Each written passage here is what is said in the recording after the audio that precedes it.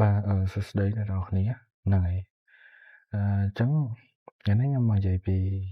ការប្រើប្រាស់ Google Classroom អញ្ចឹងមុននឹងយើងមាន Google Classroom យើងអាចមាន email អញ្ចឹងត្រូវមាន email មួយមកអញ្ចឹងខ្ញុំជឿថាអ្នកនរគ្នានឹងមាន email ហើយអញ្ចឹងបន្ទាប់ពីអ្នកនរគ្នាមាន email ហើយអ្នកនរគ្នាចូលទៅលើកន្លែង web app របស់ Google នេះមកតើមក scroll មករកពី Google Classroom អូខេអ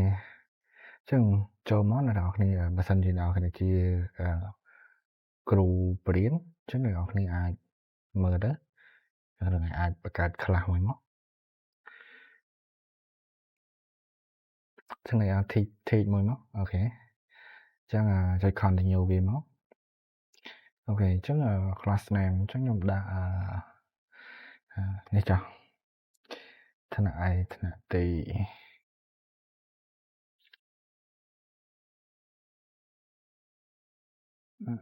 1 selection មិនដាក់ក៏បានសិតជីកមិនដាក់ក៏បាននេះរួមដាក់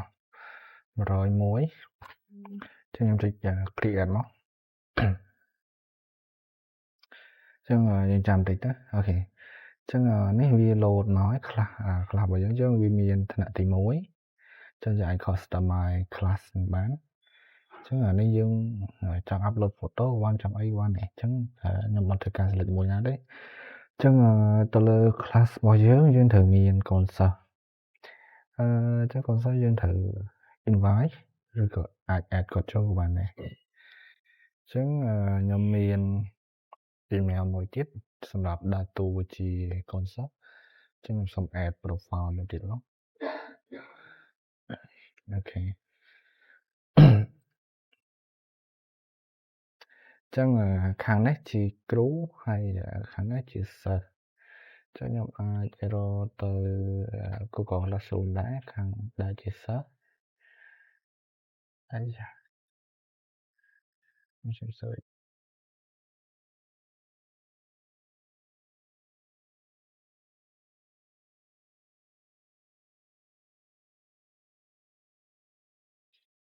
ចឹងហើយ search មកដាក់ Google Classroom ហើយយើងចូលទៅលើ Google អូខេអញ្ចឹងយើង sign in មក sign in ទៅ Classroom មកអញ្ចឹងដល់តនេះវា sign in បានហើយនេះជា profile របស់យើងអញ្ចឹងខាងនេះយើងជាសិស្សហើយខាងនេះយើងជាគ្រូ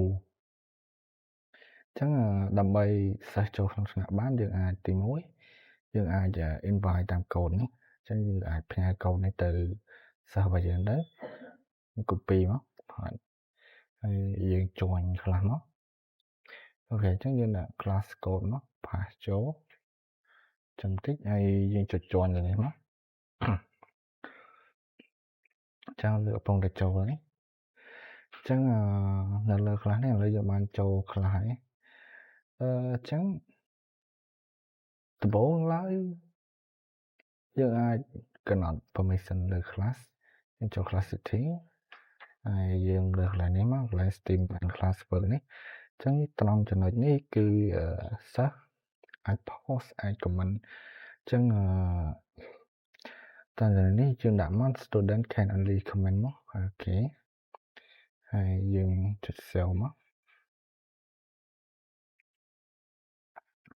អូខេអញ្ចឹងខាង console refresh មកគាត់អាចទៅសេ announcement បានទេ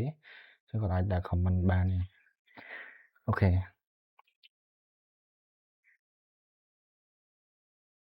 ចឹងយើងចូលមកមើលជាគ្រូយើងឃើញ email របស់យើងនេះជាគ្រូហើយខាងក្រោមនេះជាសិស្សអញ្ចឹងបើសិនជាយើងចង់ invite សិស្សទៅចូល class ហ្នឹងអ្នកនរអាច copy ឬក៏មាន plot នៅក្នុង mail នេះអាចចុចមួយមក invite pod អញ្ចឹងខ្ញុំអាច invite ចូលដោយសារ email ក្រោមការគ្រប់គ្រងរបស់សាលាអញ្ចឹង invite វាមកហើយ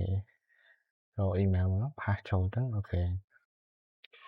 ចឹងចំពោះការ add សិស្សចូល class មានតែប៉ុណ្ណេះហើយជាមួយនឹងការបង្កើតថ្នាក់ ចឹងវីដេអូបន្ទាប់ខ្ញុំនឹងប្រាប់ពីរបៀបបង្កើត assignment ឬក៏ post ព័ត៌មានផ្សេងៗដើម្បីឲ្យសិស្សទទួលបានអញ្ចឹងណា